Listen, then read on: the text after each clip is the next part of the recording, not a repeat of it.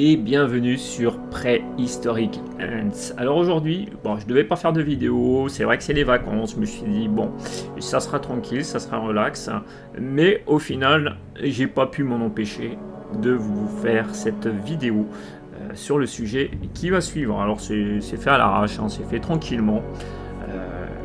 Là, ce que vous voyez à l'écran, ce gros cadre noir, là, ce gros cache noir, c'est en fait une bâche à 2 bassins que j'ai prédécoupé parce qu'en fait j'ai un couvercle qui est dessus, mais pour la vidéo c'était beaucoup plus simple de laisser tel que.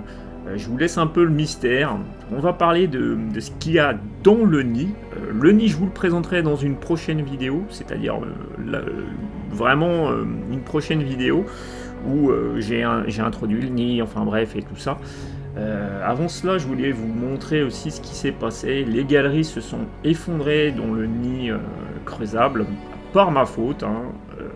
En tout cas, sur ce côté-ci, sur le côté qui est droite, là, le gros.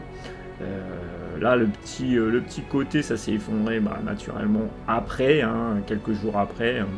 Parce que en fait j'ai enfoncé la gamelle d'eau, et oui, comme un crétin, j'ai enfoncé la gamelle d'eau dans le substrat, et du coup j'ai tout explosé en fait. Donc j'ai commencé à en retirer, c'est ce que je montrais, j'ai commencé à retirer les tubes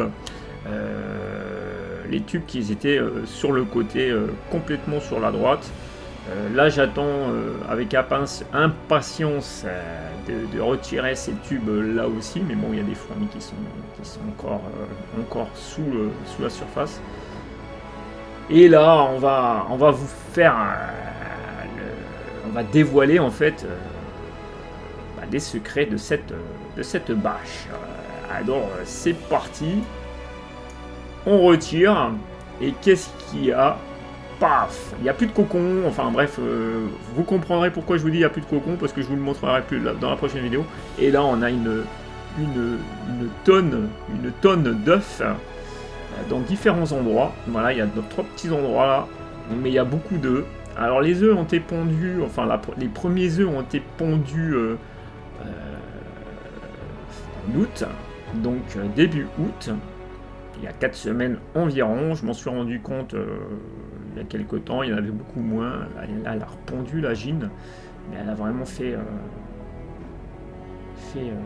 un travail monstrueux, parce que vu le nombre d'œufs là, si tout arrive à éclore, là ça va être une grosse comment dire, une grosse main d'œuvre. Mais il n'y a pas que ça en fait, je me suis rendu compte en faisant la vidéo que au-dessus, là, juste là où il y a la gine qui passe, et ben il y a des petites larves aussi. Donc je reviendrai dessus.